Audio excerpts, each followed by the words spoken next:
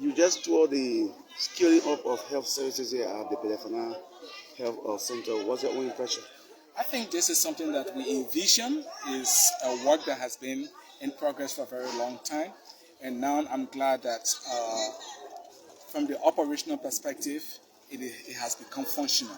And this is what we want to see, where we can bring services closer to the people. Yeah, you spoke about your history of visiting this place 3 times now. Yes. This time around, what's your own impression? And what changed or have you seen? So for what happened is that we did the construction, and the construction was done with the intent to do what we call comprehensive health services. That takes into consideration running it 24 hours, but not only that, where we can do some minimum surgeries, and this is what the comprehensive system is all about. Everything has been functional with the exception of the operating theater with all of the equipments and everything. So now that my third visit here now, the equipments are all ready. We have the operating beds, we have the anesthesiological equipment, and we also have the supplies that is needed to do the necessary surgery. Like I indicated there, the last week in this month, I myself will come over here to also do some surgery on some people. The CSA spoke about personnel. I mean, you got this facility, but I mean, the issue of personnel resources, not a huge number. Yeah, sure. So the thing here is that when you are building a health system, it's a process. So the first thing is that get it operational. Now that we get it operational, based on the patient load, we can now increase the total number of staff based on the kind of services that is being provided. And this is what we are going to do now, the planning phase, and make sure that over a period of time, we can build the resources. Because you don't want to send the personnel and they all come here and lotter around, there is no work to do, and so forth. So in health system, it's a proper planning, and based on patient care, the amount of services being provided, you can gradually increase the number of staff. Besides Belfast, do we expect the Ministry of Health to scale up other health sector like the Joa Health Center and other health centers across the board? Sure. I visited the Joa Health Center twice, going through Kanama area and there to Joa. So Joa was another place that we are contemplating on. But the situation with Joa, as you all know, that basically Joa is very critical. Critical in terms of country to country.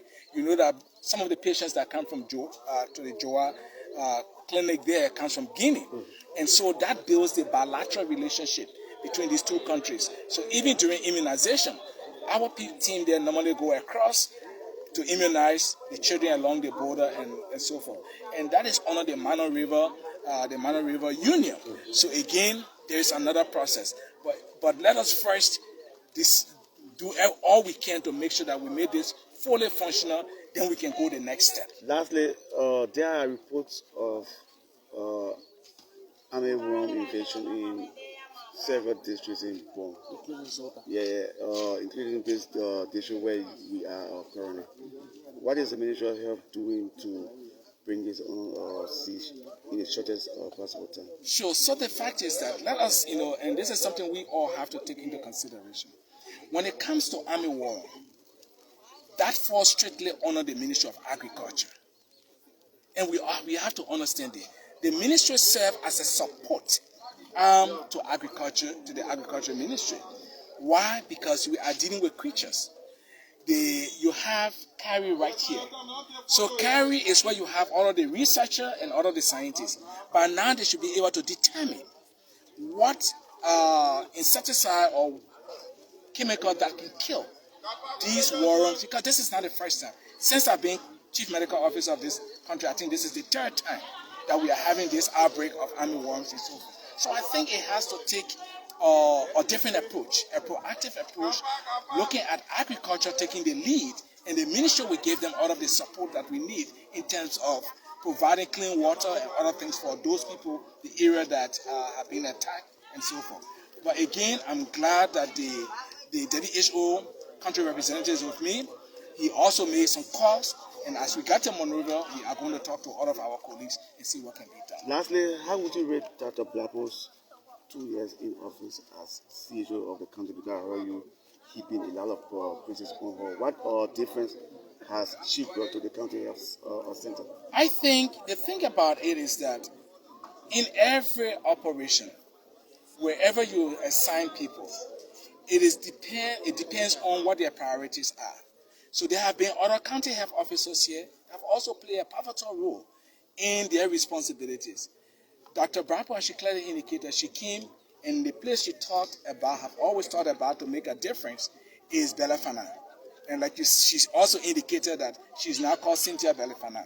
And so based on an individual leadership style, they adopt certain things that people will always remember them of. So when we talk about Belafana and so forth, yes, you would think of Dr. Brampo, but other people that have served here, they have done other things. So all in all, our role is not to promote the individual in the county, is to make sure that the services to the people is ultimate. And if that is done, we are happy. Thank you very much. You're welcome.